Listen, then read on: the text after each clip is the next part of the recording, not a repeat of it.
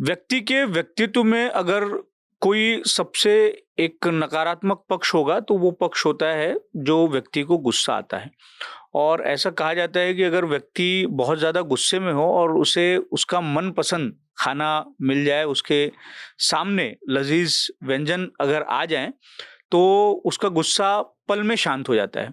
और कुछ ऐसा भी कहा जाता है जब अच्छा खाना हमारे सामने होता है तो उस खाने को खाने के बाद में एक तरीके से आत्मा तृप्त हो जाती है।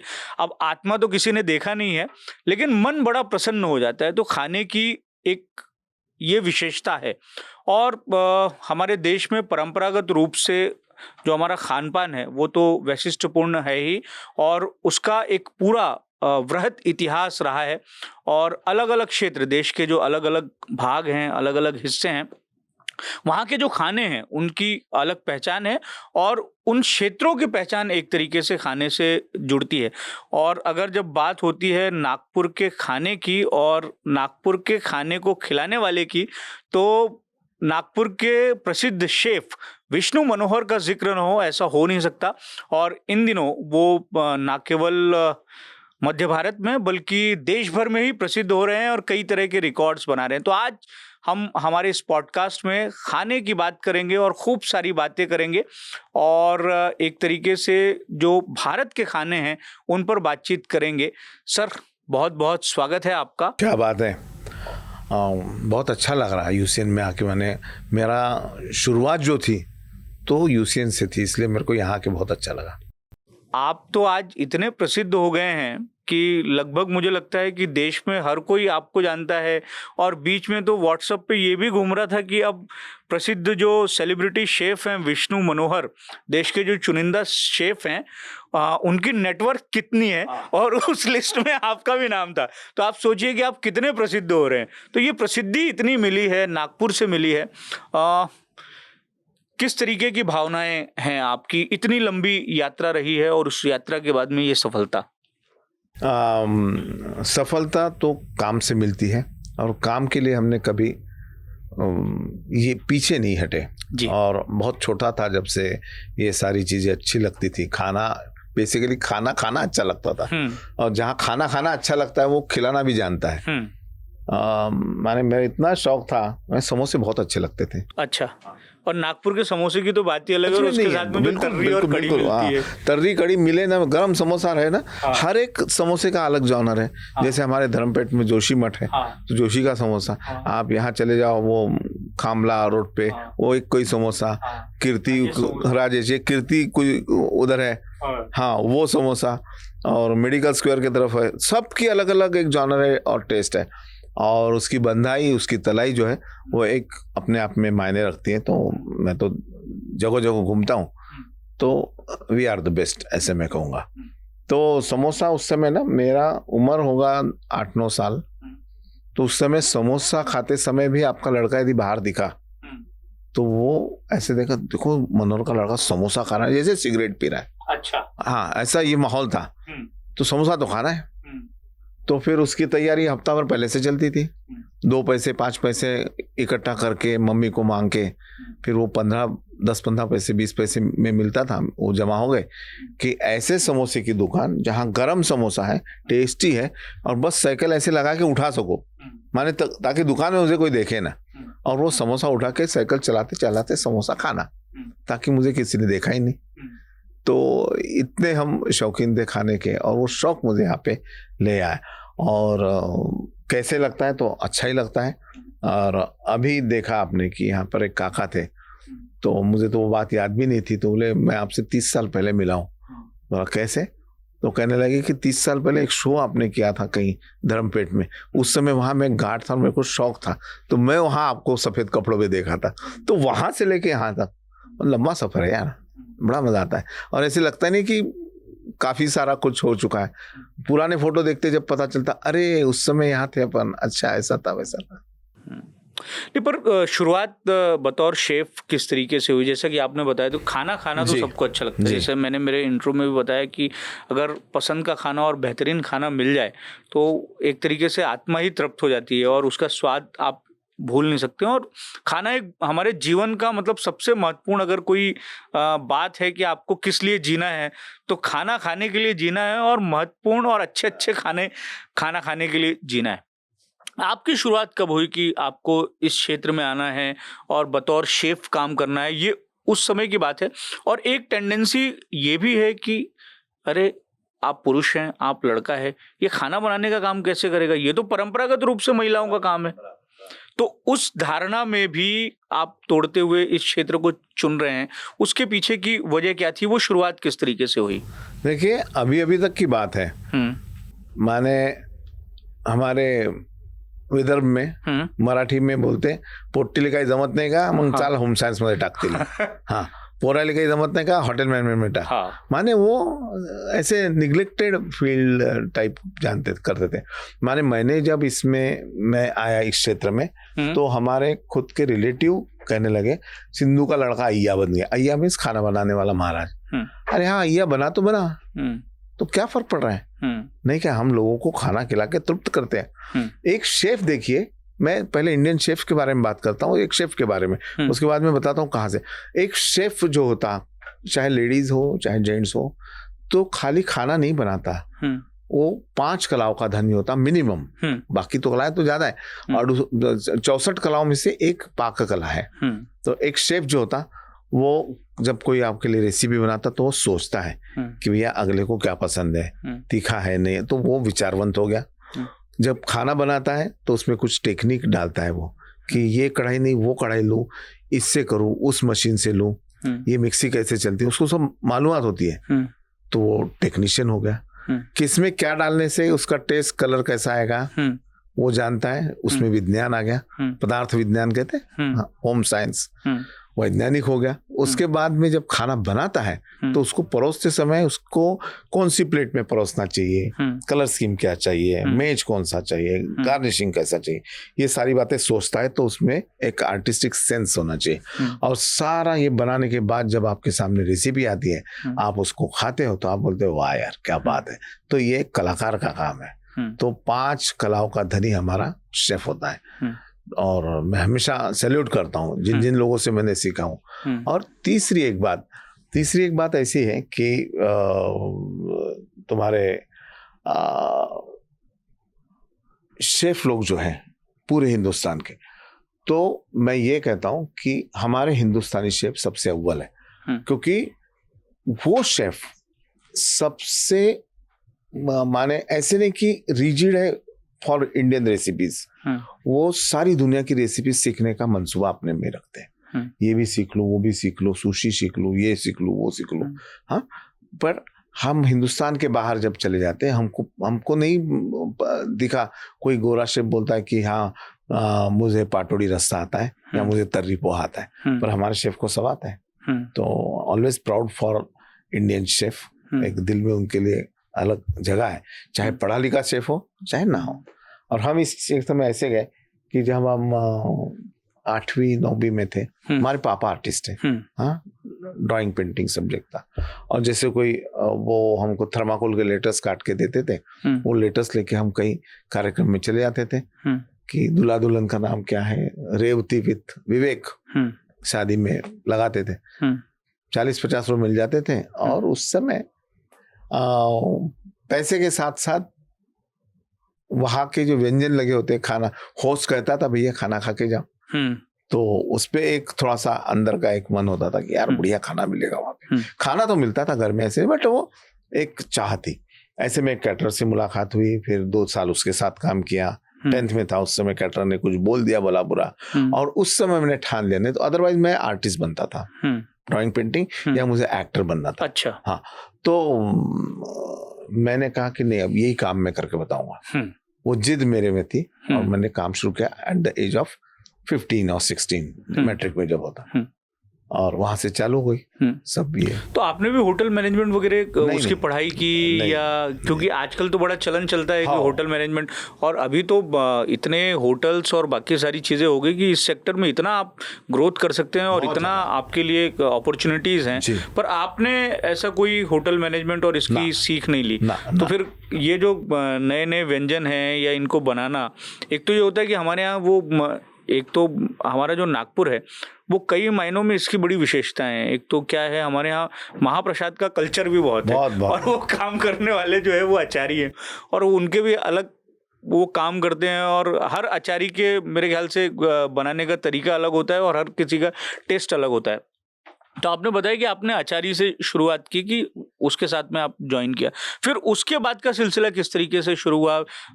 हम देखते हैं कि विष्णु जी की रसोई बजाज नगर में है, वहाँ आपका एक वेंचर चल ही रहा है। उसके बाद में अभी आप और बहुत ज़्यादा आपने विस्तार कर दिया, अब तो आप यूएस में भी आपने होटल्स खोला है और कम्युनिटी किचन वहाँ चला रहे हैं।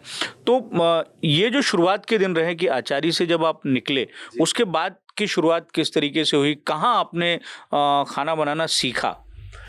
देखिए, पड़ाव तो अलग अलग है, अलग अलग पड़ाव पे अलग अलग लोग मिलते गए, खाना बनाने वाले मिलते गए, और वो मेरे गुरु के रूप में मुझे मिले।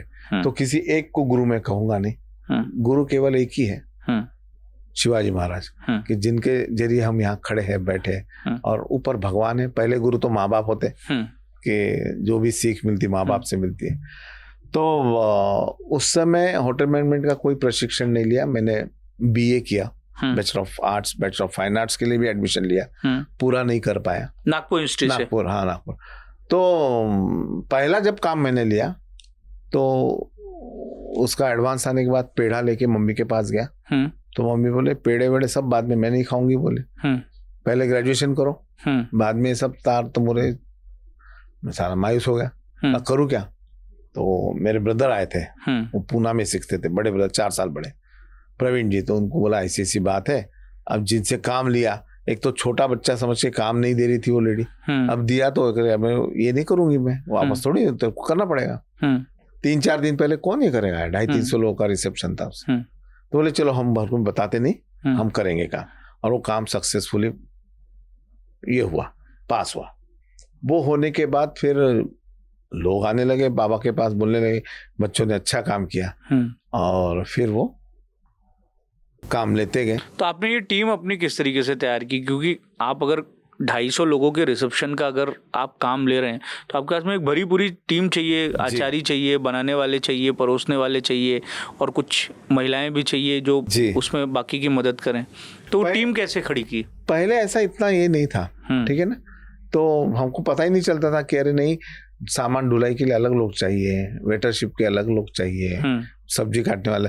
हम एक ही, वो जितने जो 10-12 लोग हमारे पास थे, उसमें 3-4 बाई लोग थी, 2-4 लड़के थे महाराष्ट्र से। महाराष्ट्र तो खाना बनाता था, और बाकी लड़के ढुलाई से लेके सब्जी काटना, ये वो मेज वेज लगाना। पर धीरे धीरे कल्चर बढ़ने लगा। उस समय जब हमने शुरू किया 84-86 में मैंने शुरू किया, 85-86 में, तो इतना कल्चर खाना हमने कैटरिंग का नहीं था। लोग घर में अचारी बुलाते थे और खाना बनवाते थे। तो धीरे धीरे वो डेवलपमेंट धीरे धीरे हुई। पर बिकॉज मेरे पापा आर्टिस्ट थे, आर्टिस्टिक सेंस हमारे में था, तो with in span of 1 or 2 years वहाँ के, यहाँ नागपुर के एक लेवल के कैटर हम जानने बने लगे, क्योंकि प्रेजेंटेशन में फर्क था, रेसिपीज में फर्क था, डेकोरम में फर्क था। तो एक कल्चर का प्रभाव जो होता, तो पापा का हमारे ऊपर गिरा था। तो ये होने के बाद एक चीज बहुत मुझे अभी भी याद है कि ये सब इतने अवार्ड्स मिले, इतनी किताबें, 56 किताबें लिखी, ये सब होने के बाद औरंगाबाद में MGM यूनिवर्सिटी है, हाँ, MGM यूनिवर्सिटी 100 एकड़ में। तो उसके जो ये थे वाइस चांसलर, वो मिस्टर विलास सबका, जो नागपुर के भी वाइस चांसलर थे।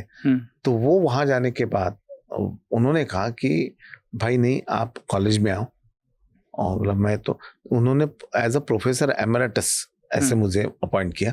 अब साल में 5 बार जाता हूँ, बच्चों को पढ़ाता हूँ, ज्ञान साझा करता हूँ, और उसका जब पहला पेमेंट मुझे आया, तो फिर मैंने मम्मी को दिया कि मम्मी तेरे बेटे को आफ्टर 50 ये नौकरी लगी, उसका पेड़ा ये ले ले। अच्छा। जब वो खुश हुई, हाँ। जो पहला हमारे ऊपर उन्होंने किया था कि ये सब बंद करो। तो ये सारी चीजें हैं। और जैसे फिर इंस्टीट्यूशन ऑफ इंजीनियर्स में हमने अपना करियर शुरू किया। तो उस समय सेमिनार वगैरह जो होते थे, इतने बड़े बड़े होटल नहीं थे, तो सेमिनार में इंस्टीट्यूशन ऑफ इंजीनियर्स के जैसे हमारे हेमंत ठाकरे जी, वो तो नहीं रहे, मसे साहब थे वो भी नहीं रहे, पर पांडे साहब है, कोट्टेवार साहब, ऐसे कुछ जो लोग थे वो उन्होंने तैयार किया, ऐसा मैं कहूँगा कि अरे नहीं विष्णु, इसका सर्विंग ऐसा किया जाता, लंच में ये मेनू चाहिए, सपर में ये मेनू चाहिए, बैंक्वेट में ये मेनू चाहिए, ऐसा सारा धीरे धीरे सीखते गया। उसके बाद में खाना बनाना बोले तो हमारे जो खाना बनाने आचार्य आते थे उनके हाथ के तल्ले काम करके वो आत्मसात किया। और किताबें कुछ मिली, उस पढ़ता था।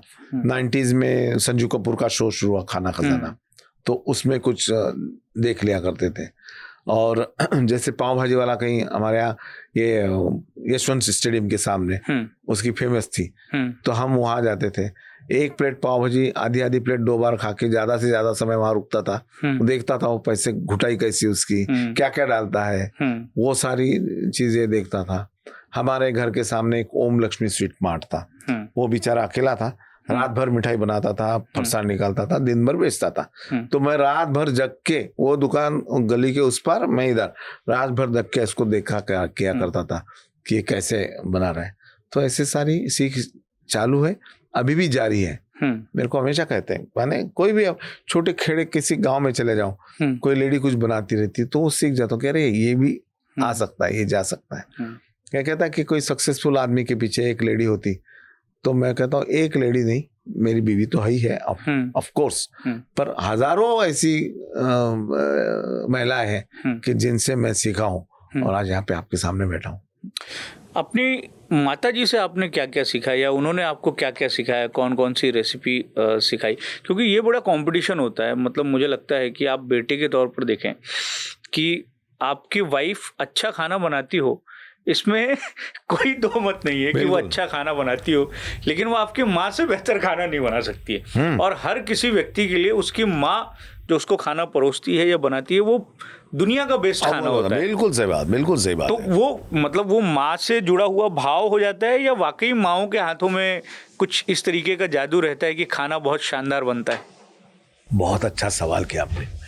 ये हमेशा इस सवाल को मैं चाहता हूँ कि ऐसा कोई सवाल पूछे।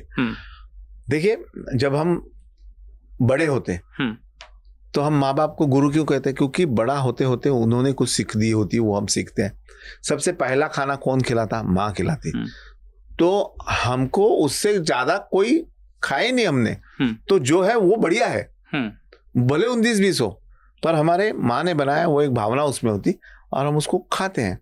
तो कई साल हम कि नहीं, मेरे माँ जैसा दाल फ्राय कोई बना नहीं सकता, माझ्या आईसारखं फोडणीचं वरण कोणी बनवू शकत नाही। तो वो एक चीज थी।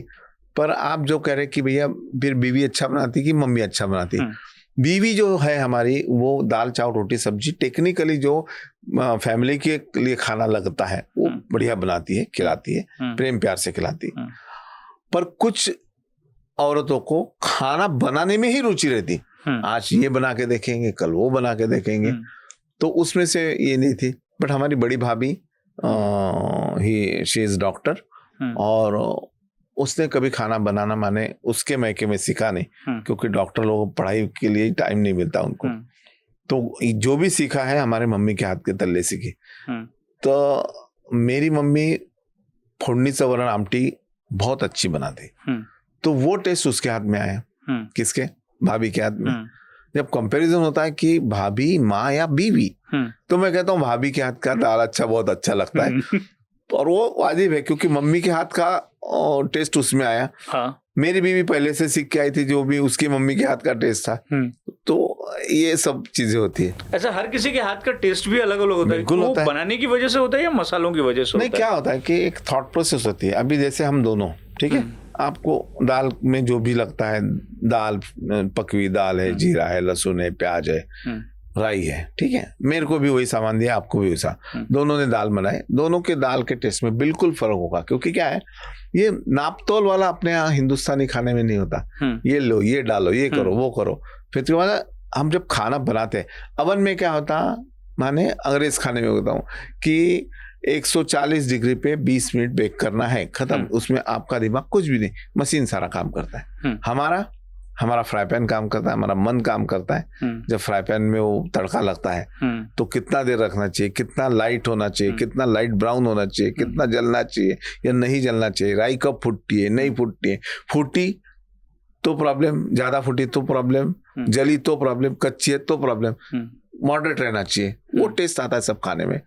तो ये सारी हमारे जो हम बनाते उस समय की मनस्थिति जो होती उस पर डिपेंड करता है। अभी जैसा आपने जिक्र किया कि अलग अलग हाथों के अलग अलग स्वाद रहते हैं। अगर मैं मेरी बात बताऊं कि कटहल की सब्जी मेरे को बहुत पसंद है। अभी इतने में संयोग ऐसा बना कि कटहल की सब्जी खाया भी, और जो जिस कैटरिंग वाले ने बनाया वो बहुत लाजवाब बनाई थी। तो घर में जब कटहल की सब्जी बनती है तो मेरी जो पत्नी बनाती है कटहल की सब्जी वो बड़ा लाजवाब होता है, और माँ कटहल का अचार बहुत शानदार बनाती है। वाह, क्या बात है। तो इस तरीके की चीजें और कंपैरिजन आदमी खाते खाते करने भी लगता है। अगले टाइम मम्मी जब कटहल का अचार बनाएगी तो मेरे को लाके देना। अच्छा, आगे बोलिए। कटहल आपको भी बहुत पसंद है? बहुत ज्यादा। अब आपके जीवन की अब की जो यात्रा है, अब आप सेलिब्रिटी के तौर पर जाने जाते हैं, और एक चीज ये दिखाई देती है कि नए रिकॉर्ड आप बना रहे हैं। 31 वर्ल्ड रिकॉर्ड आपने अब तक बना लिया। तो ये कब शुरू हुआ कि खाने को भी मैं एक वर्ल्ड रिकॉर्ड से जोड़ दूंगा, और खाने को लेकर दुनिया एक तरीके से सोचने लगे कि इस तरीके की भी चीजें हो सकती हैं? ये संकल्पना आपके मन में कब आई, और कौन कौन से वर्ल्ड रिकॉर्ड आपने बनाया? अभी आप अमरावती गए थे, वहां आपने 25 घंटे डोसा बनाया और लोगों को खिलाया।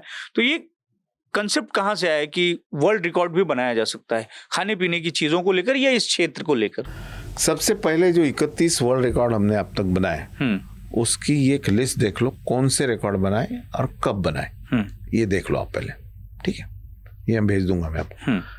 तो पहला जो रिकॉर्ड था तो मेरे ख्याल से 2000 साल में बना है, आज से। एक तो मुझे याद है कि आपने कुछ खिचड़ी बनाई थी या कुछ अभी बनाई थी, तो बड़ी लंबी लंबी कतारें लग गई थी उसको खाने के लिए, और आप दोने में सर्व कर रहे थे सबको। ये बात है। तो ये 25 साल पहले की बात है। मैंने एक पराठा फूड फेस्टिवल किया था जिसमें 50-60 किस्म के पराठे थे, और फेस्टिवल खड़ा करते करते दम टूट गया, पैसे नहीं थे, उसको ऐड कैसे करें। तो हमारे मित्र थे, आप जानते हैं मनीष अवस्थी, तो एक आज तक चैनल के वो ब्यूरो चीफ थे यहाँ के। तो मनीष को बोला यार इसको चमका दे यार। बोले ऐसे कैसे चमकेगा यार? बोला मेरे पास पैसे नहीं, ऐड नागपुरी लैंग्वेज इसको चमका दे। हाँ, तो ऐसे कैसे चमकेगा? तो एक काम कर, बोले विष्णु तू कुछ वर्ल्ड रिकॉर्ड बना। उस समय तो इतने ये यूट्यूब और ये गूगल कुछ था नहीं, सिर्फ चैनल थे, बस सैटेलाइट चैनल। तो और आपको बता दूं कि सैटेलाइट चैनल जो है, न्यूज चैनल, उनसे पुराना यूसीएन है, उससे पुराना यूसीएन। तो वही तो कह रहा हूँ मैं कि यहाँ जब बैठा हूँ तो वो यूसीएन याद है जब मैं यहाँ पे आया था। काणे साहब है आपके, और उनसे कहा था कि भाई मैं ऐसे बनाता हूँ खाना। जगदीश जी हैं, अजय जी हैं। हाँ, अजय जी है। तो मैं बोला हम शो करते, तो उस समय कुकरी शो विथ विष्णु मनोहर ऐसा उन्होंने एक वो ये चालू किया था।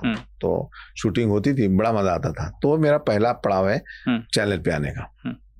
तो उसको कहा मैंने मनीष को कि यार इसको चमका दे तू। तो बोले तू वर्ल्ड रिकॉर्ड बना कोई बड़ा से बड़ा पराठा। तो मैंने ढूंढ ढांड किया इधर उधर से, तो 2-3 फीट का कई पराठा बना, ऐसे रिकॉर्ड था। चलो 5 फीट बाय 5 फीट का पराठा बनाते। और पहले मैंने वो उसकी प्रैक्टिस किया, पराठा बनाया, तो मेरा पहला वर्ल्ड रिकॉर्ड था। फिर उसके बाद पूरन की रोटी बनाई, सादा पराठा बनाया, पनीर पराठा बनाया, ऐसे 3-4 रिकॉर्ड पराठे के।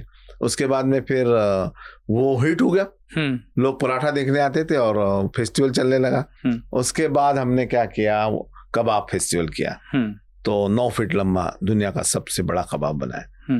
तो 2006 की बात है। उसके बाद फिर और कुछ तो बनाया। ऐसा करते करते 2016-17 में मेरा बेटा हुआ बीच में। तो वो कहने लगा कि बच्चों को क्या, उनका एक ये होता कि Sachin Tendulkar cricket world record, इतने छक्के, इतने चौवे, इतने रन। तो उसको मालूम था कि अपने बाबा भी थोड़े से फेमस है। तो वो फेमस सचिन तेंदुलकर अपने फील्ड में, मैं अपने फील्ड में हूँ, तो मैंने अपने बाबा क्यों नहीं वर्ल्ड रिकॉर्ड बनाते। तो उसकी मम्मी ने कहा कि अब बेटा बोल रहा है तो एक आध वर्ल्ड रिकॉर्ड बना। तो मैंने ऐसे में बहुत ऐसे पीछे नहीं था उसके वर्ल्ड रिकॉर्ड के। बोला चलो यार बना लेते, बोला चलो जितना लंबा हम खाना बना सकते बनाएंगे। तो मैंने फिर देखा तो एक वर्ल्ड रिकॉर्ड था खाना लंबे समय तक खाना बनाना, 40 घंटे का रिकॉर्ड था। बेंजामिन पेरी नाम का एक शख्स है।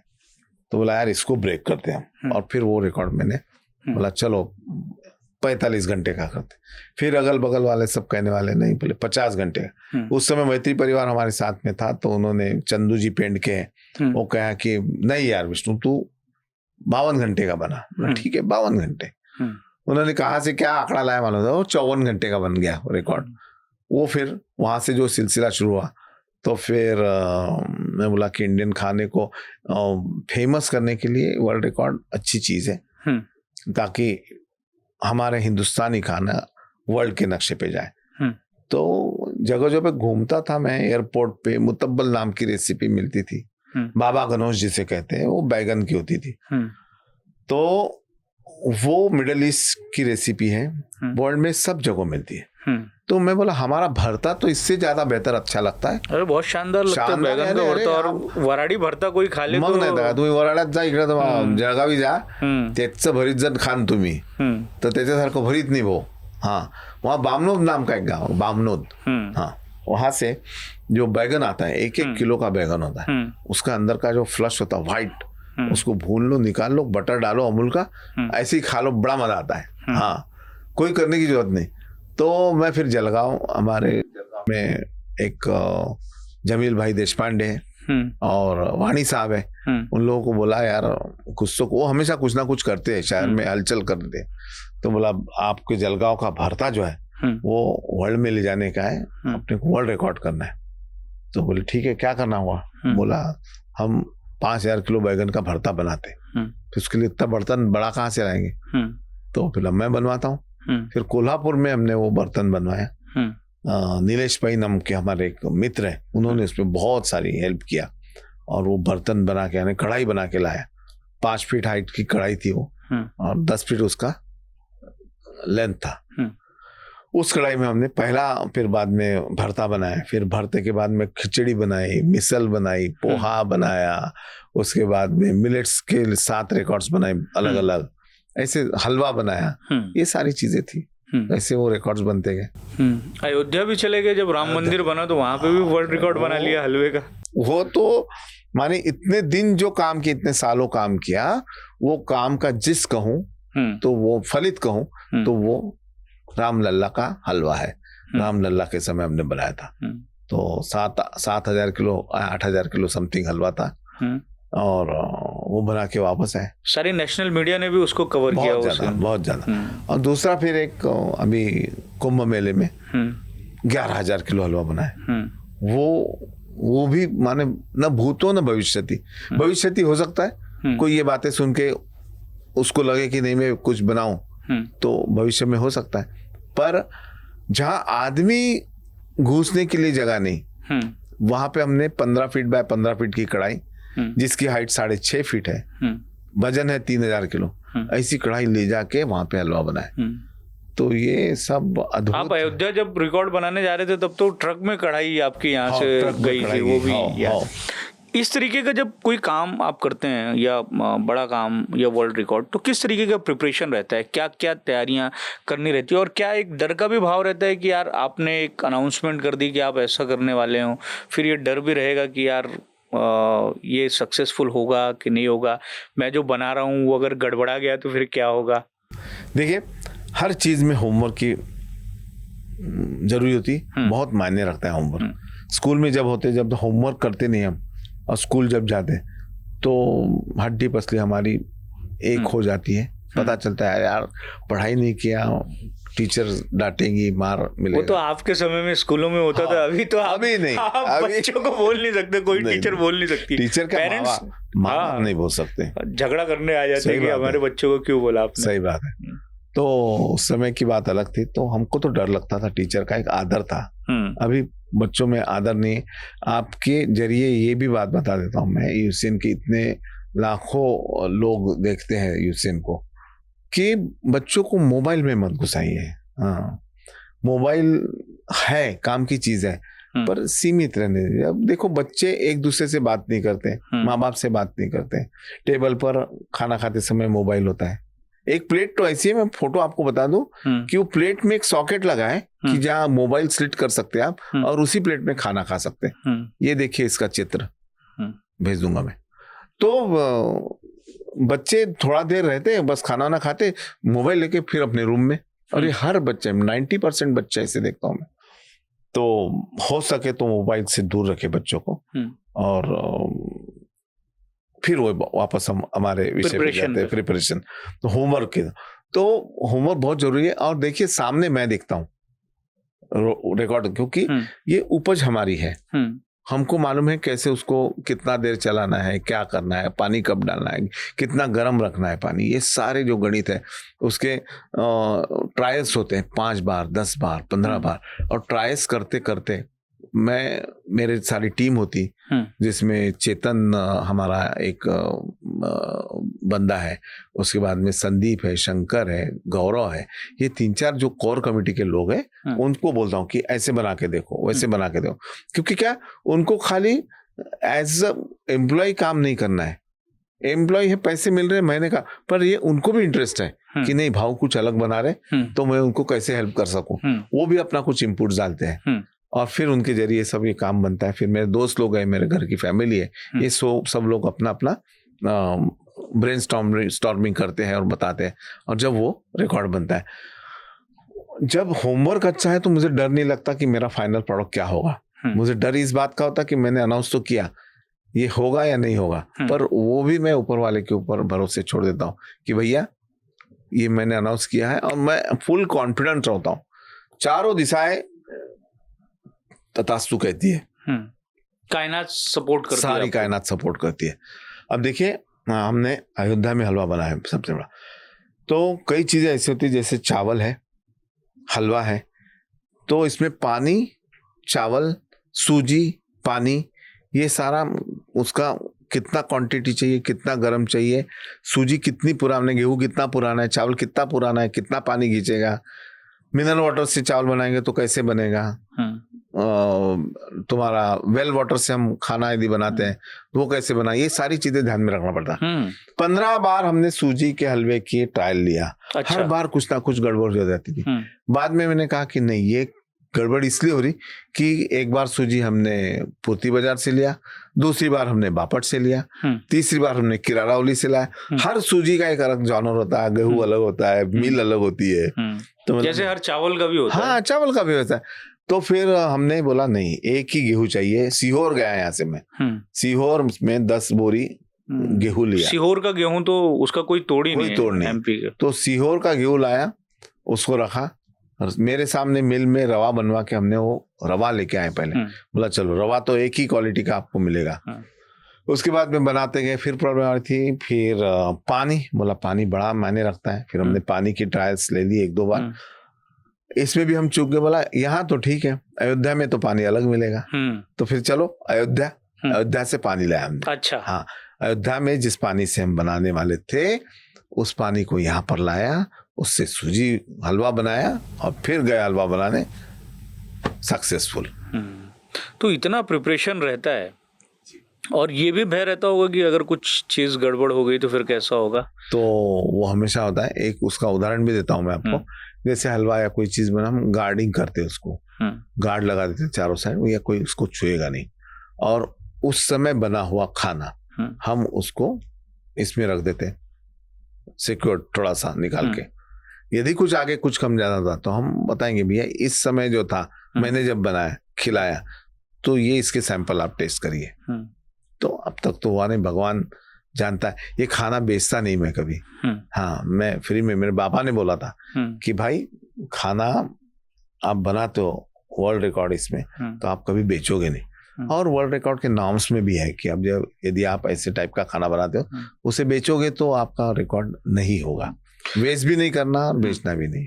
अच्छा, हमारे घर की जो महिलाएं हैं या सामान्य तौर पर हम देखते हैं, एक तो ये होता है कि वो पाक कला में निपुण होती हैं, वो खाना बहुत बेहतरीन बनाती हैं, पर मान लीजिए कि अगर खाना बनाने के बाद में वो गड़बड़ भी हो जाए तो उसको किस तरीके से ठीक किया जा सकता है, इसके भी नुस्खे उनके पास में रहते हैं। बिल्कुल बिल्कुल। नमक ज्यादा हो गया तो थोड़ा सा नींबू आप हाँ, डाल दिए तो बराबर हो जाता। ऐसे बहुत सारे या क्वांटिटी बढ़ा दी। हाँ, बहुत सारे तरीके हैं उसके।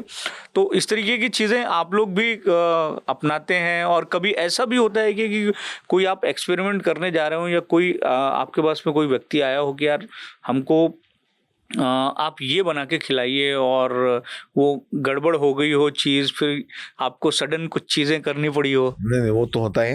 वो स्टार्टिंग में ऐसा हुआ था।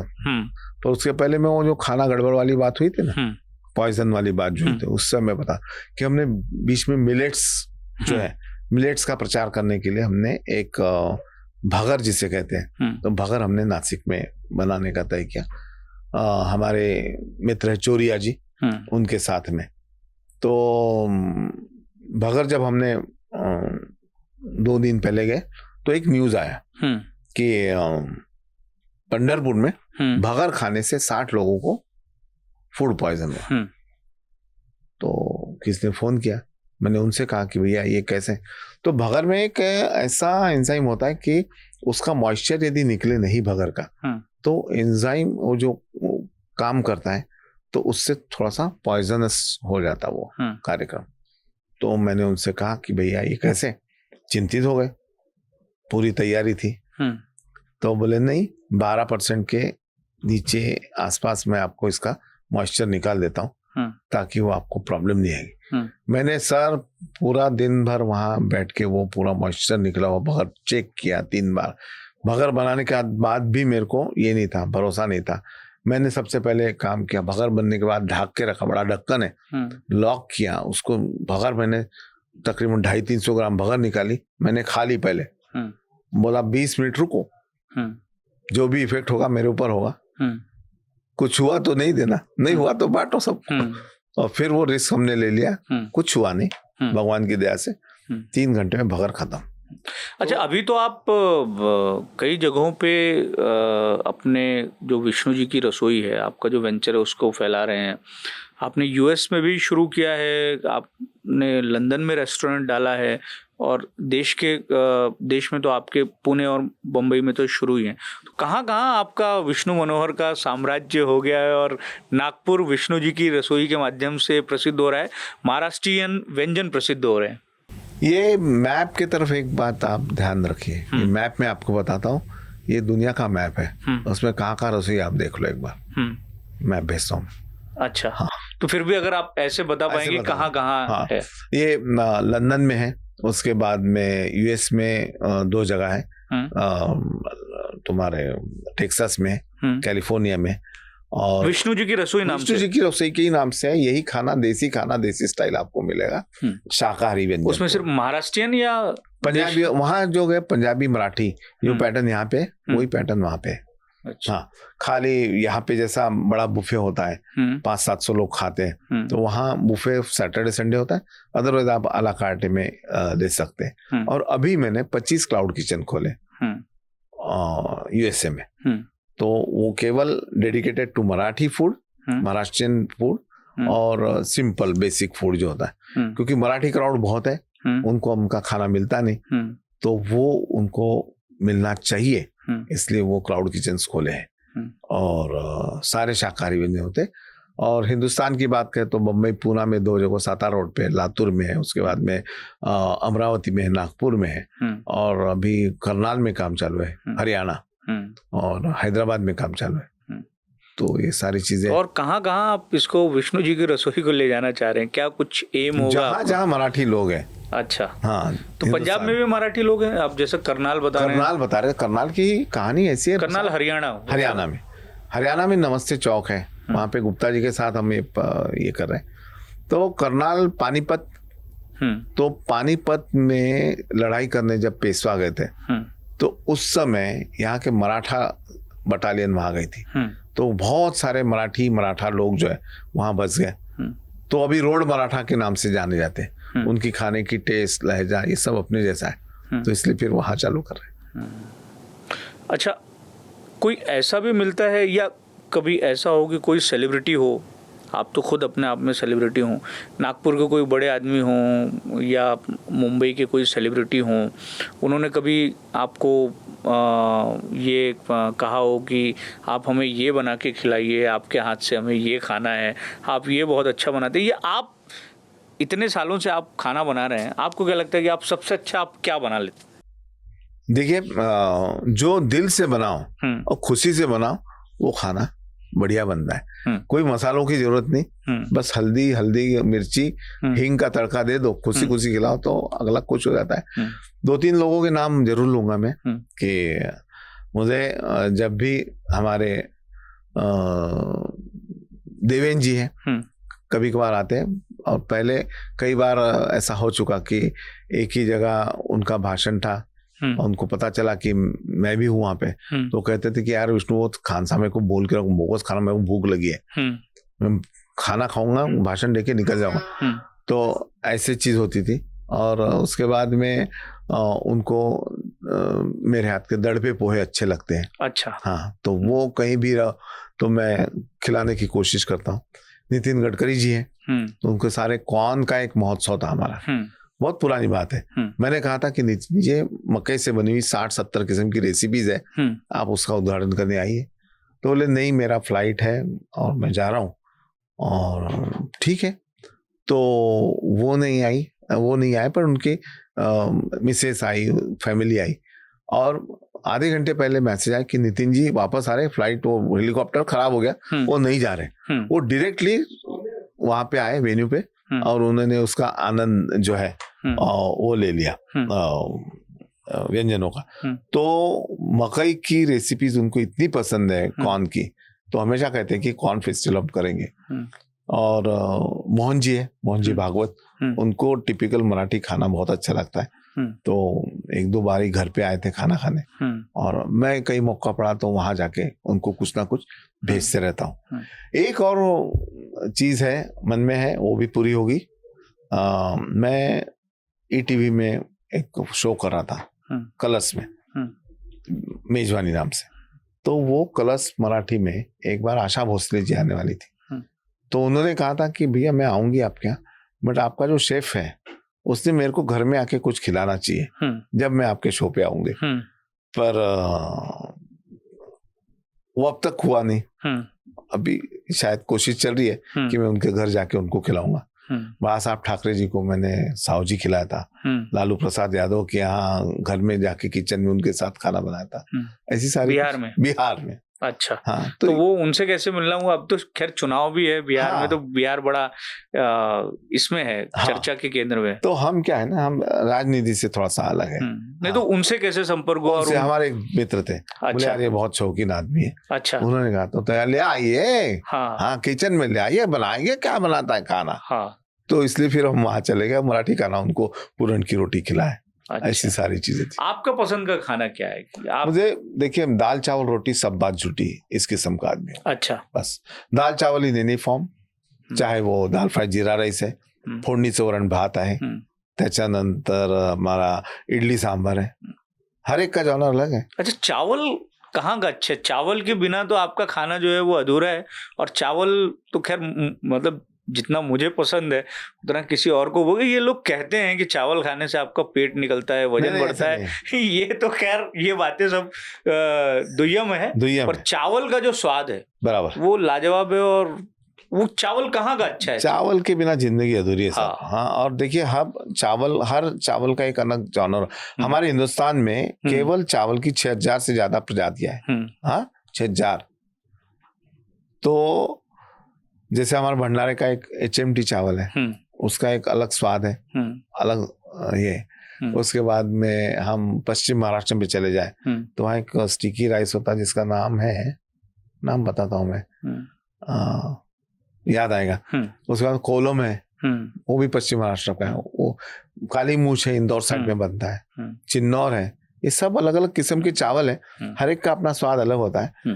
उसमें क्या व्यंजन बनाते हैं उसके ऊपर भी डिपेंड होता है। दिल्ली का जो लॉन्ग राइस है, पंजाब का, दिल्ली का, उसकी बात ही अलग है। हाँ, तो वो चावल हम रोज के खाने में नहीं खा सकते, मजा नहीं आएगा। हम रोज के खाने में छोटा वाला जो चावल होता है उसी का मजा है। साउथ में चले जाओ तो वहां भी चावल का तो गढ़ है। चावल साउथ इंडियन बॉइल्ड राइस अलग अलग किस्म के होते हैं और चावल से अलग अलग व्यंजन बनते हैं। माने बेसिकली जो व्यंजन साउथ में बनते हैं मैक्सिमम 80% इसमें चावल होता है। और स्वतंत्रता के 75 साल जब पूरे हुए तो हमने एक चावल का रिकॉर्ड बनाया था। 4 घंटे में हमने तकरीबन 75 किस्म के चावल बनाए थे। और वो चावल हमारे पास 100 किस्म के अलग अलग चावल आए थे। हमारे मित्र है मित्तल जी, लातूर में रहते हैं, वो आदमी भी चावल का शौकीन है। और वो कहता है कि मैं चावल का बादशाह हूँ।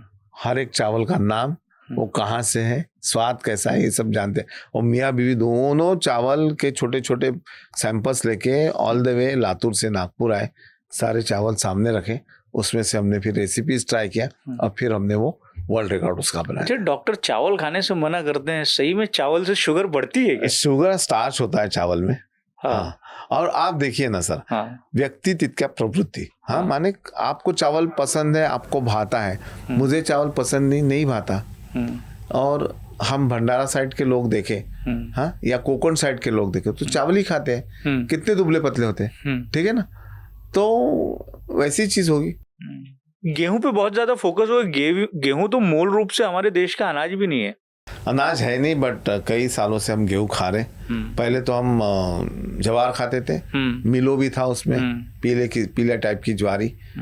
तो इतने साल से मैं तो गेहूं खाता हूँ बढ़िया, 1-2 रोटी खाता हूँ, चावल भी खाता हूँ, सब खाता हूँ। और जवारे और बाजरे की रोटी आप खा लो तो आहा, वो डाइजेस्ट भी बढ़िया होता है और उसके गुण भी बहुत शानदार है। अपने यहाँ तो अभी ऐसा हो गया कि रूटीन में आप घर में जो खाना खा रहे हैं, अगर बाजरे की रोटी या मक्के की जवारी की रोटी अगर मिल गई बैगन के भरते के साथ में, तो वो आपका स्पेशल डे हो जाता है। और आजकल तो हमारे यहाँ कितने छोटे छोटे वेंचर शुरू हो गए, लोगों ने बाजरे की रोटी का एक दुकानें अपनी छोटी छोटी खोल ली और खिला रहे हैं। वो फिर भी आपके पसंद का क्या है वो आप बता दीजिए। और मुझे लगता है कि इस पॉडकास्ट के माध्यम से आप एक सलाह दे दीजिए, आपको उसके बारे में ज़्यादा पता होगा। मुझे याद है कि हम बचपन में हमारे गांव में, अब तो खैर वो बंद हो गया, हम रूटीन में एक लाल कलर का चावल आता है, छोटा सा चावल रहता था, लाल कलर का वो चावल रहता था, बड़ा स्वादिष्ट लगता था। आजकल वो गायब ही हो गया, वो तो पूरे सफ़ेद चावल हो गए। वो कौन सा चावल था और वो कहाँ मिलता है अब?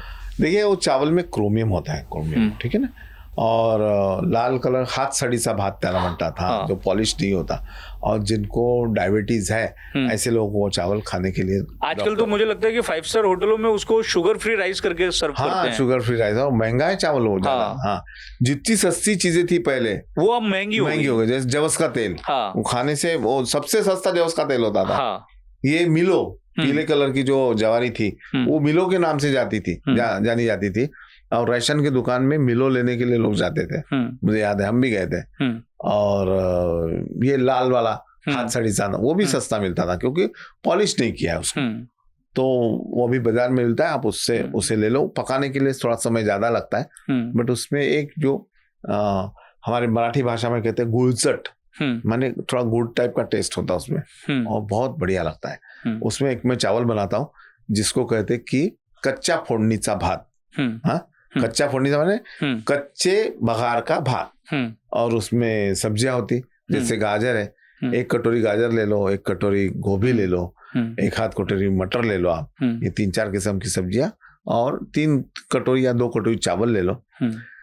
जितना चावल आप लेंगे उससे दुगना पानी लेना है आपको। पानी बॉईल होने दो, पानी जैसा बॉईल होता, उसमें आप कच्ची अदरक की पेस्ट, कच्ची लहसुन की पेस्ट, कच्चा प्याज सब डाल के उबालो।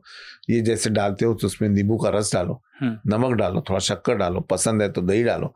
उसके बाद में चावल डालो, तेल अब तक इस्तेमाल नहीं किया हमने। और उसके बाद में सब्जियां डालो, हल्दी मिर्ची थोड़ी पसंद है वो डाल दो, और बाद में हम तेल डालेंगे, ठीक है।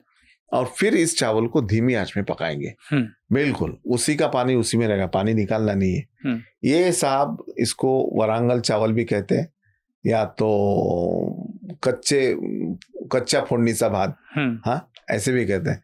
तो ये चावल मुझे पसंद है, सबसे सरल और आसान तरीका है चावल बनाने का। पहले तो मुझे भी याद है, मेरे बचपन की यादें कुछ की, जब घरों में चावल पकाया जाता था तो उसमें पानी ज्यादा डाल दिया जाता था। और ऊपर का जो उसका पानी रहता था सफेद, थोड़ा सा फेन जिसमें निकलता है, और उसको कुछ नमक मिर्ची वगैरह डाल के उसको पीते थे और कहते थे कि मतलब वो कितना गुणकारी है। सारे चावल के गुणधर्म उसमें रहते थे। अब तो आजकल आप इसे पीने के लिए कहते हो तो कोई बोलेगा कि ये क्या है। ये मैं एक बात बता रहा हूँ कि गरज ही शोधाची जननी असते, माने गरज जो होती उससे अलग अलग टाइप के प्रयोग बनते हैं। तो वो जो आपने चावल के पानी का उसको पेज कहते हैं, पेज। हाँ, तो उसमें थोड़ा सा दही, हल्का घी, नमक डाल के आप घोलो और पी लो, तो वाह साहब क्या बात है। तो एक बार क्या हुआ कि हमारे यहाँ रसोई में 200-300 लोग तो खाना खा लेते, तो उनके हिसाब से चावल बनता है। तो वही किस्म का बनता है चावल जब शेफ लोग खाना बनाते हैं रेस्टोरेंट में, ज्यादा पानी में पकाते हैं, पानी निकाल देते ताकि वो चावल जो है खुला खुला बने। तो मैंने कहा कि भैया ये पानी फेंको मत, पानी रहने दो, क्योंकि पानी की किल्लत थी, पानी आया नहीं था।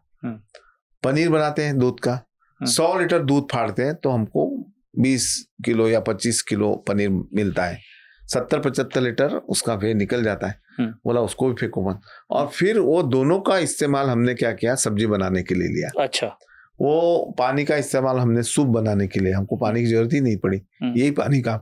तो हमारे यहाँ सूप जो बनता है, मैं मेरी खुद की या हमारे रसोई की तारीफ नहीं करता, पर जो भी आता है बोला यार सूप आपका अल्टीमेट है। वो पानी का बेस लेके हम सूप बनाते हैं। तो ये चीज होती है चावल के और सूप के बारे में। और आजकल 5 स्टार 5 सितारा होटल्स में भी वो पेज जिसको है उसको राइस सूप करके परोसते हैं। अच्छा, हाँ। और ये हम बचपन से खाते आए हैं और अब हम अपने घरों में इसको इस्तेमाल करना भूल गए हैं। अब बचपन की बात है, आपने कहा तो मुझे याद है कि हमारा नैनीहाल मुल्ताई का है। अच्छा, हाँ, एमपी मध्य प्रदेश। और मामा का नाम हमारे देशमुख था, 32 गांव की मालगुजारी थी। और अभी एक मामा बचे, गुट्टू मामा, तो वो बड़े लाड़ प्यार हमारा करते थे। उसके बाद पुष्कर करके एक हमारा मामा है, वो भी बड़ा। तो उस समय की बात थी कि जैसे छुट्टियां लगी तो बाय डिफॉल्ट हमारी रवानगी होती थी मुल्ताई में। 2 महीना सड़ो साले वहाँ। बड़ा अच्छा भी है वो, बड़ा सुंदर शहर भी है, छोटा सा अपना, और पूरा प्रकृति से घिरा हुआ अगल बगल। ताप्ती नदी का उगम है वहां से, तो ताप्ती नदी वहां पे है। तो सुबह ताप्ती में नहाने के लिए जाना, वापस आना, आने के बाद भूख लगती थी। तो हमारी आजी जो थी, हम भाई आजी कहते थे उसको, तो एक गोटा लाडू बनता था। वो माई आजी माने आजी की आई माँ, वो गोटा लाडू बनाती थी, बड़ा ऐसे स्टीफ होता था, पर मजा आता था खाने में। उसके बाद में नाश्ते में क्या, तो कल की बची हुई रोटी, उसके साथ में आम का अचार जिसमें बाठी हो, और कच्चा फली का तेल, और गुड़ का टुकड़ा, बस उसी में हमारा बढ़िया नाश्ता हो जाता था, खाना बन जाता था। अभी तो काय म्हणजे मी म्हणतो की बाबा आता फक्त उरले आठवणी आणि तोंडाला सुटलेले पाणी, उतना ही बचा है। एक सवाल आपसे ऐसा भी है कि हमारे देश के जो मूल खाने हैं, अलग अलग जगह के खानों की अलग अलग विशेषता है और उनके गुणधर्म है, और कहीं ना कहीं आपका जो शरीर है उस शरीर को सारे पोषक आहार आपको मिले, इसको लेके बहुत ज़्यादा उसमें फोकस हुआ है। लेकिन अब का जो कल्चर हम देखते हैं कि चाइनीज़ आ गया और बाकी के बाहर के देशों के आ गए, हम रेस्टोरेंट्स और बाकी सब जगह जाते हैं। एक टेंडेंसी हो गई कि हम जाएंगे तो यार चाइनीज़ खाने बाहर जाएंगे, कभी ये नहीं रहता कि हम झुनका भाकर खाने बाहर जाएंगे, या हम आज चलो यार गुजराती खाना कहाँ मिलता है, बढ़िया गुजराती खाना खाएंगे, गुजरात की कड़ी पिएंगे यार, वो जो थोड़ी सी मीठी मीठी लगती है। मीठी मीठी क्यों लगती है उसके बारे में कोई शोध नहीं करेगा, पर ये अलग अलग जगहों की, अलग अलग क्षेत्रों की, अलग अलग प्रदेशों के हमारे खानों की व्यवस्था है। आपको लगता है कि हमारे जो देसी खाना जो है उसकी प्रसिद्धि उतने पैमाने पर हो रही है क्या? अब मान लीजिए कि हम महाराष्ट्र में हैं, कितनी उत्सुकता हमारे मन में है कि हम कभी राजस्थानी खाना खाएं, कभी गुजराती खाना खाएं, या हमने कभी ये सोचा है कि हम मणिपुर का खाना खाएं, उड़ीसा का खाना खाएं। अब उड़ीसा में जब जगन्नाथ रथ यात्रा होती है उस समय जब वो सब्जी बनाते हैं, क्या लाजवाब सब्जी होती है, पर कितने लोगों ने उस सब्जी को खाया होगा या वहाँ के व्यंजनों को खाया होगा?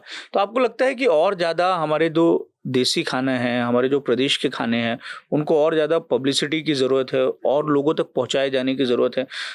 अब दक्षिण और पंजाबी खाना जो है वो इस मायने में थोड़ा-सा ये है कि वो बहुत ज़्यादा प्रसिद्ध हो गया है, क्योंकि साउथ इंडियन खाने की वजह से डोसा, इडली और इसकी वजह से, और पंजाबी पनीर और जो बाकी सारी चीज़ें हैं, पराठे, इसकी वजह से। पर हमारा देश बहुत बड़ा है और सारे देश के खाना मुझे लगता है कि एक जीवन में शायद हर कोई नहीं कर सकता होगा कि हर प्रदेश का खाना खा लेता होगा। बराबर। तो ये बात बिल्कुल बराबर। देखिए, मैं बाहर का खाना या जंक फूड जिसे कहेंगे उसके विरोध में नहीं हूँ। जंक फूड में मजा आती है, हाँ, पर रोज नहीं। महीने में एक आध बार आप बाय डिफॉल्ट फॉर चेंज आप करो, खाओ। रोज रोज बर्गर पिज्जा मत खाओ, ठीक है। और जहाँ तक हमारे खाने की बात है, तो एक हमारे मित्र डॉक्टर अभय बंग, उन्होंने एक किताब लिखी है, मादा साक्षात्कारी हृदय रोग, दिल की बीमारी के बारे में। उन्होंने कहा कि मुझे क्या साक्षात्कार हुआ उनको जब हुआ था। तो उनकी किताब में एक अमेरिकन डॉक्टर ने कहा है कि भैया, शरीर के लिए सबसे अच्छा खाना जो है तो हिंदुस्तानी सात्विक आहार। सात्विक आहार में क्या होता, लेफ्ट हैंड की सारी चटनियां होती, जैसे जौस की चटनी है, लहसुन की चटनी है, तिल्ली की चटनी है, ठेचा है, ये सारी चटनियां है, कचूमर है ककड़ी वाला। राइट हैंड में सब्जियां होती, हाँ, तो राइट हैंड में सब्जियों में फिर एक फल भाजी होती जो ड्राई होती, एक पतली सब्जी होती, पातर भाजी कहते हैं, और एक ऐसी सब्जी की भी नॉर्मली सबको चली जाए। तो लेफ्ट हैंड की चटनियां इसलिए होती कि राइट हैंड की सब्जियां यदि कुछ कम ज्यादा है तो लेफ्टी जो है उसको सपोर्ट करे। इसमें मैं कहता हूँ डावे तरी ही उजवे, उजवे मीन्स राइट, लेफ्ट ही है फिर भी राइट है। तो ऐसा वो एक किताब भी हमारे एक मित्र के माँ ने लिखी थी। तो ऐसा हिंदुस्तानी खाने का सारे हिंदुस्तान के बाहर भी डंका है कि हिंदुस्तानी सात्विकार सबसे बेस्ट। और पुराने जमाने में हम तांबा, पीतल, उसके बाद में लोहा, ऐसे बर्तनों में ही खाना खाते थे, बनाते थे।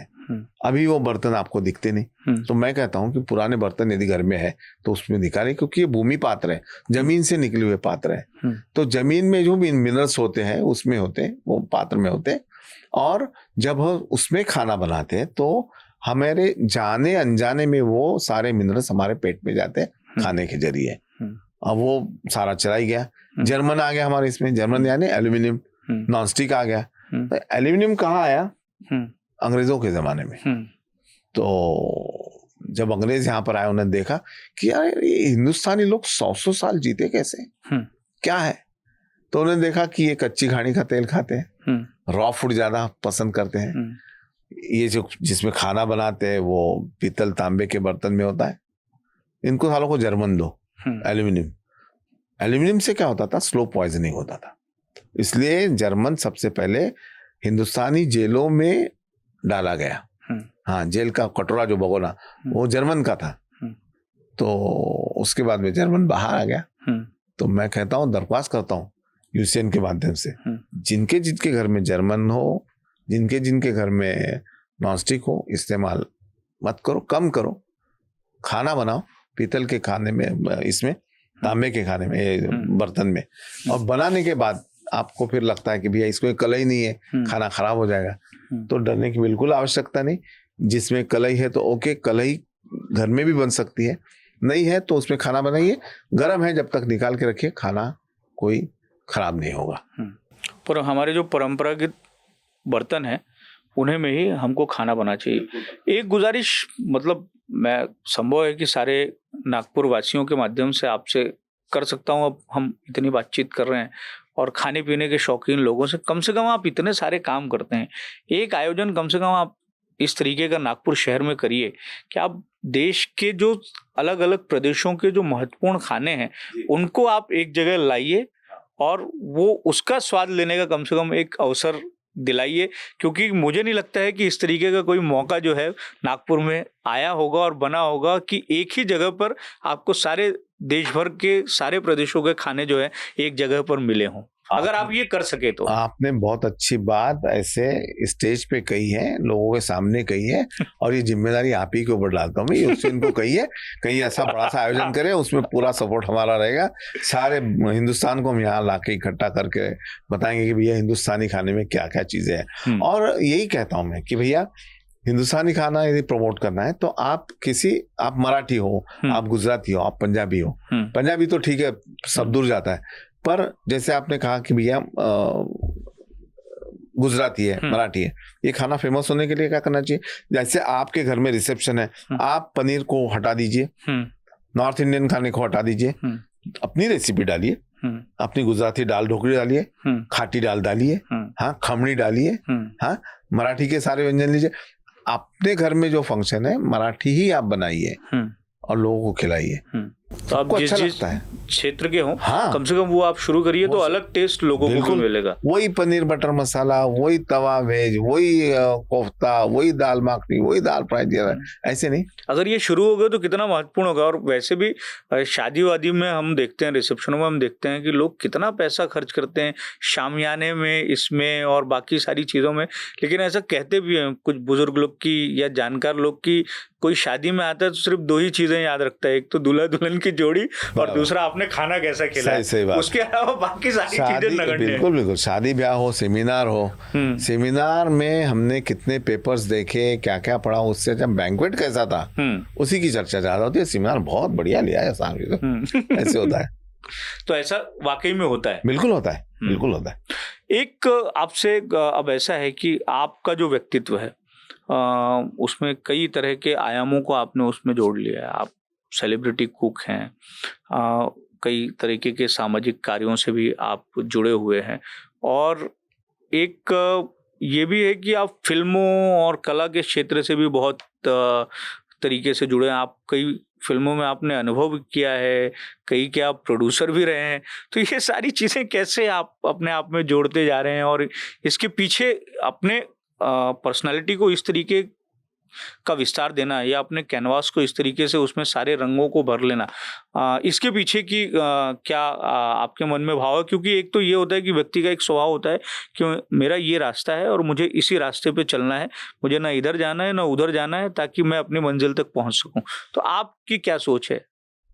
देखिए भाई, मैं खुश मिजाज इंसान हूँ, वो तो लगता ही है। पार्टी मैन, ठीक है। तो पार्टी मैन इसका मतलब नहीं रोज जाके दारू पीना और मस्ती करना, खाना खाना। हम ड्रिंक तो करते नहीं, उसके बाद में नॉनवेज भी नहीं खाते, पर पार्टी एंजॉय करते हैं। हाँ, और ये एंजॉयमेंट जो है वो हर इसमें, देखिए प्रॉब्लम्स तो सभी को है, सभी के हैं, ठीक है। आपको है, मेरे को है, चेतन को है, सचिन को है, सबको है। हर एक के प्रॉब्लम का एक दायरा होता है, किसी का छोटा किसी का बड़ा, पर प्रॉब्लम को का ही विचार करते करते रोज की जिंदगी को खराब करें हम। प्रॉब्लम के बारे में सोचो, पर जिंदगी खराब मत करो। हाँ, एंजॉय करो उसको। एंजॉयमेंट में ही खुशी खुशी आपके प्रॉब्लम दूर हो जाएंगे, पता नहीं चलता।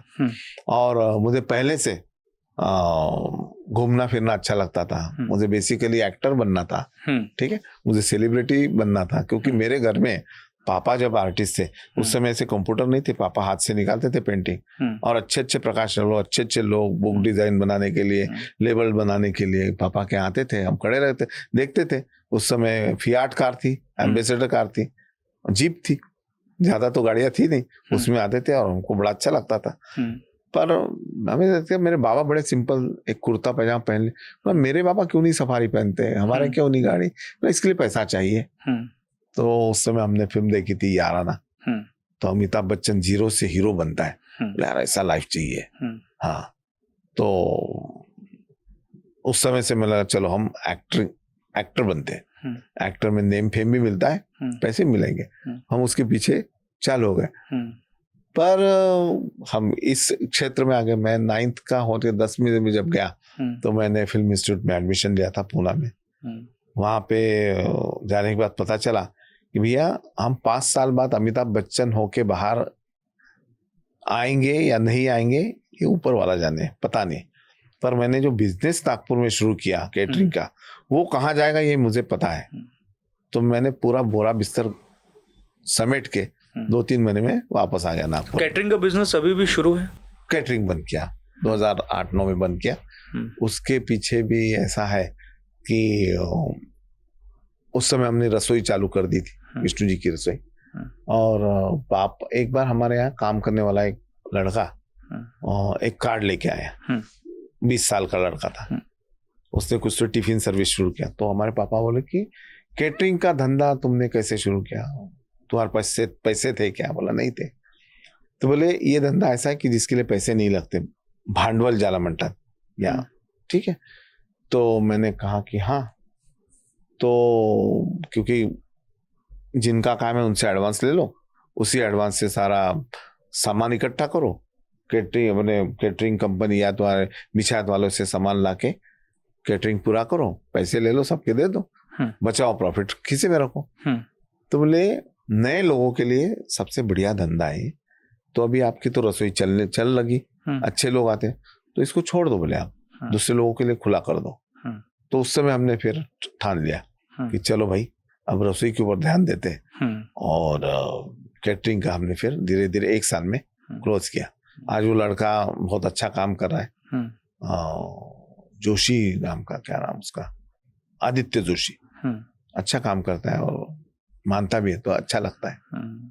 आजकल ये कल्चर ये भी शुरू हो गया है कि लोगों ने अपने घरों में एक तरीके से किचन शुरू किया है। लोगों को इनवाइट करते हैं कि आप आइए और टाइम स्पेंड कर दिए, खाना खाइए, हम जहाँ से हैं वहाँ का कल्चर आप देखिए, जानिए। बराबर, ये भी एक अच्छा ट्रेंड शुरू हुआ है, बहुत बढ़िया ट्रेंड है वो। उसी के जरिए अलग अलग लोगों का आवभगत, हॉस्पिटैलिटी कैसी होती है वो हमें पता चलती है, और ये होना चाहिए। और जो कल्चर्ड फैमिली में से है, आजकल घर तो बड़े रह गए, फैमिली छोटी हो गई, फिर इतने बड़े घर का करे क्या? तो इस टाइप का ट्रेंड हिंदुस्तान के बाहर तो होता है, यहाँ भी शुरू हुआ, तो मैं वेलकम करता हूँ ऐसे ट्रेंड को। शायद मैं भी मेरे घर में ऐसा करूँ कि एज अ होस्ट मैं सबको बुलाऊं। आपने घर का जिक्र कर दिया, अपने घर के बारे में आप बता दीजिए कि बड़ा ये अच्छी बात है कि कंक्रीट से भरे हुए पूरे शहर में आपने एक नेचुरल घर बनाया है। उस घर में सीमेंट का 0% सीमेंट का यूज आपने किया है, मिट्टी का पूरा घर है, उसमें पिलर नहीं है, उसमें स्लैब नहीं है। किस तरीके से घर बनाया है, और मतलब आखिर घर बन के तैयार कैसे हो गया? बिना स्लैब का घर कैसे बन गया? वो हम पुराने स्टाइल में घर बनाए, और इसका श्रेय मैं दूंगा हमारे मित्र हबीब खान को, कि जिनके दिमाग में था इस टाइप का हम घर बनाए, और कोई हिम्मत नहीं करता था। उन्होंने हमसे कहा ठीक है यार करो, देखते हैं, कर लेंगे। जो घर 2 साल में बनना था 3 साढ़े 3 साल में बना, और जिसकी दीवारें जो हैं उसमें गुड़, गोंद, चूना, रेती, उड़द की दाल, चने की दाल, इसका सब मसाला बना के उसको सड़ा के उसकी दीवारें बनाई, मोटी मोटी दीवारें, और उसके ऊपर लोड बेरिंग स्ट्रक्चर करा के फर्शियां डाली है। हाँ, तो पहले जमाने में करते थे सब सारा काम, बस उसी टाइप का बनाए। 3 साल इसको ग्रीन हाउस का अवार्ड मिला है। अच्छा, अभी आपने बता दिया तो कई लोगों की दिलचस्पी होगी कि आके आपके घर को देखा जाए। बिल्कुल, तो मैं आपको दरख्वास्त करता हूँ कि आप कभी ये पॉडकास्ट हमारे घर में बनाइए। अच्छा, ताकि हम घर तो जो है आपके घर की बात करेंगे। हाँ, घर की बात करेंगे, घर बताएंगे, पुराने दरवाजे कहाँ से लाए हैं। 160 साल पुराना पियानो है हमारे पास, 160 साल, गोवा से लाया। हाँ, और पेशावर से हमारा डाइनिंग टेबल आया है, बड़ा 10 फीट बाय 10 फीट का, एक ही सर्कल है पत्थर का। तो ऐसी कई सारी चीजें हैं तो जिससे घर सजा है। अच्छा, इतनी सारी चीजें आपने कर ली, आपके जीवन की अलग अलग व्यवस्था है। आप कह रहे हैं कि आप विदेशों में भी बिजनेस चला रहे हैं, वहाँ पर भी आपको ध्यान रखना पड़ता होगा। यहाँ का बिजनेस और बाकी सारी चीज़ें तो चलती हैं, घर है, घर में इतनी सारी चीज़ें हैं, एक अपना खुद का आपका पारिवारिक जीवन है। तो इसको, इन सारी चीज़ों को संभालने में आपकी जो धर्म पत्नी है उनकी भूमिका किस तरीके से है? उन्हें भी खाने वाने बनाने का शौक है, या उनका क्या वर्क क्षेत्र है, उनका कार्य क्षेत्र क्या है? उनका कार्य क्षेत्र घर गृहस्थी, घर को संभाल के रखे, संजोग के रखे सर घर, क्योंकि हमारी जॉइंट फैमिली है। मम्मी पापा के पास ही पहले से रहते आ रहे, उन्हीं के पास रहते थे। अभी मम्मी पापा दोनों चले गए, पर हम सब भाई और सारी बीवियां, घर के बच्चे सब इकट्ठा रहते हैं। 15-16 लोग पहले होते थे, अभी बच्चे तो इधर उधर चले गए, सब देश विदेश में, पर आते हैं महीना 2 महीना सब इकट्ठा होते हैं। तो उनको सारा संजोग के रखना उसका काम है, और भगवान रजनीश की फॉलोअर है वो। अच्छा, हाँ, और हमको संभाल के रखना उसका काम है, और वो करती है, जो बड़ी जिम्मेदारी है। हाँ, बड़ी जिम्मेदारी है। तो आपको ज्यादा खाने से रोकती हैं क्या, या रोकती है, मीठा बिल्कुल। खाने से रोकती है क्या? अरे मीठा खाने से तो अभी तो मैं बहुत मानता हूँ उनको कि मेरा अभी वेट जो है तो 3-4 महीने में 10 किलो कम देख रहे मुझे आप। तो उसकी वजह हमारी बड़ी भाभी, वो डॉक्टर है, और ये अपर्णा कि वो बताती है इसको क्या खिलाना चाहिए और वो खिलाती है। उसने शक्कर छोड़ दी। अच्छा। दुबली पतली है फिर भी शक्कर छोड़ दी। आप देखो ये फोटो देखो कितनी दुबली है। तो शक्कर क्यों छोड़ी उसने? क्योंकि मैंने शक्कर नहीं खाना चाहिए। अच्छा। हाँ, त्याग। हाँ, त्याग। बोले जब आप शक्कर खाओगे मेरे पीठ पीछे तो आपको शर्म आनी चाहिए, इसलिए मैं शक्कर नहीं तो आप शक्कर की जगह गुड़ खा सकते हैं। हाँ, गुड़ खा सकते हैं, पर वो भी मेरे को मालूम है गुड़ में क्या चीज है। अच्छा। हाँ, नेचुरल गुड़ भी तो आजकल आने लगा है, नेचुरल तरीके से बनने वाले गुड़ भी मिलते हैं और शक्कर के मुकाबले तो बहुत बेहतरीन, 1000 गुना बेहतर है कि आप गुड़ खाएं। और पुराने परंपरागत रूप से गन्ने से पहले हमारे यहाँ गुड़ ही हुआ करता था और उसी का, हाँ, और उसी का हम इस्तेमाल करते हैं। और मुझे लगता है कि जल्दी जल्दी आप एक सलाह दे दें, आपसे बेहतर कौन सलाह देगा। खाना दबा के खाना चाहिए या संभल संभल के खाना चाहिए, कम खाना चाहिए? देखिए, मैं दीक्षित डाइट का फॉलोअर हूँ। 2 बार खाइए 45 मिनट में, संभल के खाइए, पेट में जगह रखो। हाँ, खाना खाने के बाद में जगह रहना चाहिए कि अगला खाना खाने की आसक्ति होनी चाहिए। हाँ, नहीं तो पेट भर गया यार अभी, ऐसे नहीं, उतना ही खाना सीमित खाइए। जब अपने को लगता नहीं एक रोटी और खा लूं यार, उस समय रुक जाइए। ये मेरा अनुभव है। और जो मैंने जिस प्रकार से उसका उपयोग किया मेरे शरीर के ऊपर, वो डेफिनेटली फायदेमंद है, इसलिए मैं बता पा रहा हूँ। नहीं, पर आप लोग इतना लजीज खाना खिलाएंगे तो फिर आदमी रोकेगा कैसे अपने मन को? वो हर एक का अपना अपना जॉनर है, अपना अपना ये है। जाते आते खाने की बात निकली है तो हमारे देशपांडे साहब है जो अकोला में रहते हैं, तो उन्होंने एक कवन लिखा है जब 32 पदार्थों का वर्णन है, वो मराठी में है वो। तो वो मैं आपको सुनाता हूँ ताकि वो कवन सुनने के बाद आपके मुंह में पानी आएगा और आप मुझे पानी तो अभी आने लगा, इतनी बातचीत हुई और इतने पदार्थ आ गए। तो तुरंत आप पॉडकास्ट बंद करके देखोगे, चलो यार भूख लगी खाना खाएंगे। तो उन्होंने कहा कि वो गजानन महाराज के भक्त थे। उन्होंने कहा गजानन महाराज एक जगह खाना खाने जाने वाले थे, बड़ा अमीर आदमी था। तो अमीर आदमी क्या क्या बनाएगा, वो उन्होंने मन में बात लाई और उन्होंने लिखा। वो कहते हैं कि भक्तिमय रांगोळी रेखून त्यात मांडले पात्र आपुले, चला भोजनासाठी देवा पहा सर्व हो झाले भुकेले, शुभ्र सुवासिक गरम भात अन त्यावर साधे वर्ण तुरीचे, शुद्ध तुपाची धार त्यावरी पात्र घम घमे पकवान नाचे। क्या बात।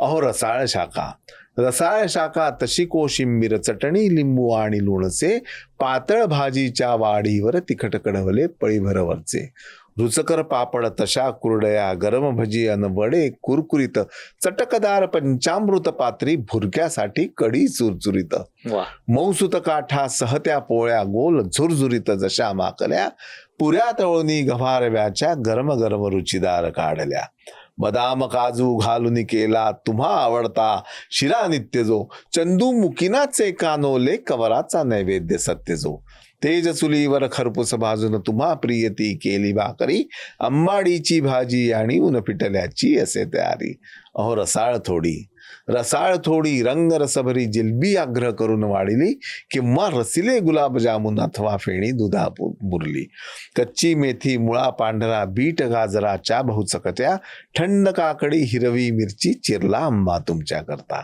नीट शिजविल्या खिचडी सोबत लाल वाळल्या तळल्या मिरच्या, गोड करून घ्या जशा घेतल्या हुलग्या देवा विदुरागडच्या, जिरे फोडणीच्या ताकास हवे दही का तसे बलाई, पुलावा आहे मागे अजूनी नको जेवताना हो घाई, मधुर निरामय थंडगार महू माठा मधले पिण्यास पाणी, वाळा घालून सुवासिले जे तुम्हा प्यावया पेल्यामधून, हाना आग्रह ही तर इच्छा रामासाठी समाराधना, विडा दक्षिणा स्वीकारावी ही साऱ्यांची असे प्रार्थना, अहो अन्न ब्रह्म हे तुम्ही म्हणाले, म्हणून हे ब्रह्म्याचे पूजन, गजानना हो गरीबा घरचे आज करावे यथेच्छ भोजन।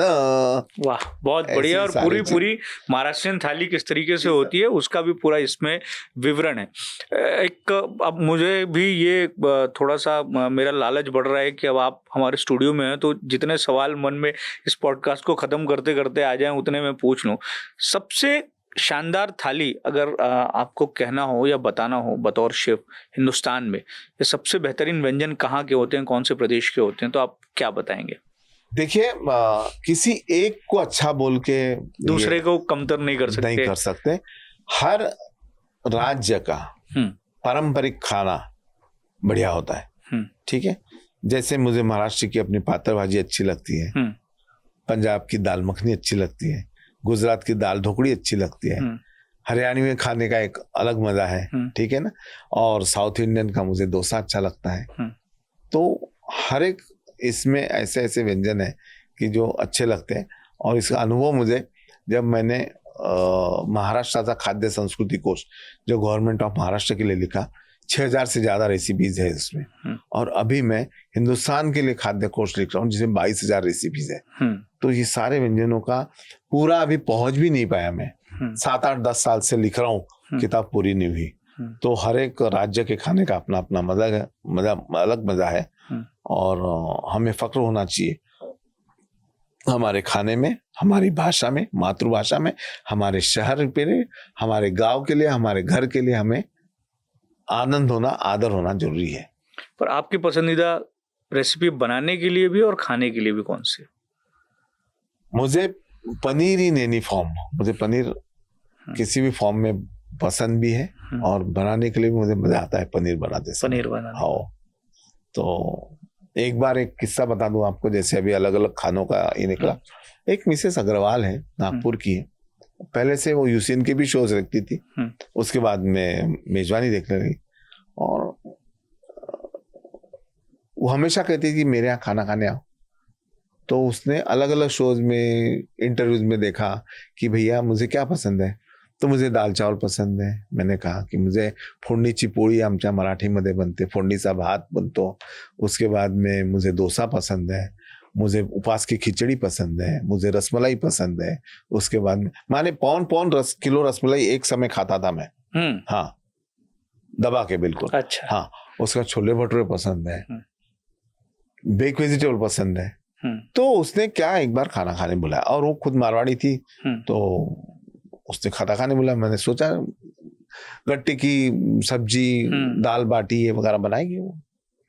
तो वो तो बनाया था मारवाड़ी खाना, पर एक ही थाली में सारे व्यंजन थे जो मुझे पसंद है। फोडणीची पोळी, फोडणीचा भात, उपास की खिचड़ी, रस मलाई, दही बड़ा, डोसा, सांबार वड़ा, दाल ढोकड़ी, सारे खाने एक ही साथ उसने ये पूरा सामने रखा। मैं कैसे बताऊं सर, क्या खाऊं बताइए। उस समय ऐसे लगा कि कॉलेज की सारी सुंदर लड़कियों ने एक ही साथ मुझे प्रपोज किया। अरे बाप रे, बताइए कैसे होगा। तू पण चांगली, ये भी अच्छा, वो भी अच्छा, ऐसे होता था वो। चलिए अब हम बातचीत को खत्म करेंगे। चलते चलते एक दिलचस्पी मेरी है, बहुत व्यक्तिगत दिलचस्पी है कि आपने एक कड़ा पहना हुआ है आपके हाथ में। वो आप हमारे दर्शकों को भी आप दिखा दें, और इसकी विशेषता अगर आप बता पाएंगे कि कोई इसका महत्व है विशेष। ये उसमें शेर दिख रहा है, शायद शेर दिख रहा है। और ये मुझे शेवालकर परिवार जो है नागपुर का, उन्होंने 56 घंटे जब मैंने नॉन स्टॉप कुकिंग किया था, आशुतोष शेवालकर जी उन्होंने गिफ्ट किया था। और ऐसा ही एक कड़ा मुझे उसी समय मंगेशकर परिवार जो है, माने लता मंगेशकर जी, बाला साहेब मंगेशकर, भारती मंगेशकर, इन्होंने दिया था। उन्होंने जब दिया तो मुझे एक अन्नपूर्णा देवी की चांदी की मूर्ति, उनके हाथ में सोने का वो चम्मच है, वो मुझे गिफ्ट किया कि मैंने ये काम किया इसलिए। तो मुझे कड़ा पहनने का बहुत पहले से शौक है। नाना पाटेकर का मैं पसंद करता हूँ उनको। तो उस समय उनकी मैंने वजूद फिल्म देखी थी। उसके पहले की एक फिल्म थी, उसमें क्या था, नाना पाटेकर, बारिश बेचने वाला, वो नाम फिल्म का नाम नहीं मालूम। तो उसमें वो कहता है कि मैं दुष्टदुम्न पद्मनाभ प्रजापति नीलकंठ धूमकेतु बारिश कर, जैसे कि नाटेकर पाटेकर भालेकर पातुकर, वैसे ही मैं बारिश कर हूँ, मैं बारिश बेचता हूँ, चमचम पानी झमझम वर्षा। तो उस समय वो कड़ा पहना था उन्होंने, अंकुश फिल्म थी। तो वो कड़ा उस समय से भाता, जब से मैं कड़ा पहना हूँ। 92 93 में पहले जो पहना कड़ा छोड़ा नहीं अब तक। चलिए विष्णु जी, आप हमारे स्टूडियो में आए, आपका बहुत बहुत धन्यवाद। मैं कहूँगा कि बड़ा आप ये पुण्य का काम कर रहे हैं, क्योंकि खाना खिलाना, अच्छा खाना खिलाना और उससे लोगों की आत्मा तृप्त हो, इससे बढ़िया पुण्य आज के समय में कोई हो नहीं सकता। पुण्य की अलग अलग तरह की परिभाषाएं हो सकती हैं, लेकिन अच्छा खाना आप तक पहुंचे ये भी बहुत ज़रूरी है, पौष्टिक खाना आप तक पहुंचे ये भी बहुत ज़रूरी है। और आप ये काम कर रहे हैं और हम इस तरीके की आशा करते हैं, उम्मीद करते हैं कि ये जो आपका सफ़र है वो आगे और जारी रहेगा और आपका काम भी देश दुनिया में इसी तरीके से और ज़्यादा प्रसारित होता रहेगा। बहुत बहुत धन्यवाद। बहुत बहुत धन्यवाद। जाते समय फिर से थोड़ी सी मैं मेरी बात बता दूं कि मैं पीपल फॉर एनिमल के लिए काम करता हूं और नो किड्स हंग्री नाम की एक मूवमेंट यूएस में, उनके लिए फिर मैं यहाँ पे अक्षय पात्र के जरिए काम करता हूँ कि अच्छा सकस आहार बच्चों को मिले, खाना मिले। तो उसके लिए भी मैं ये बड़ा मज़ा आता है मुझे खाना खिलाने में और ये करने में। और मैं कहता हूँ हमारी संस्कृति है कि हम खाना खाते हैं, भूख लगती है इसलिए खाना खाते हैं, ये प्रकृति का नियम है। भूख नहीं है फिर भी खाना खाते हैं, विकृति है। और हमें भूख लगी है फिर भी हम दूसरों को देते हैं, ये हमारी संस्कृति है और इस संस्कृति में हम पले बड़े हैं, तो ये काम तो करेंगे। बहुत बहुत शुक्रिया, बहुत बहुत धन्यवाद।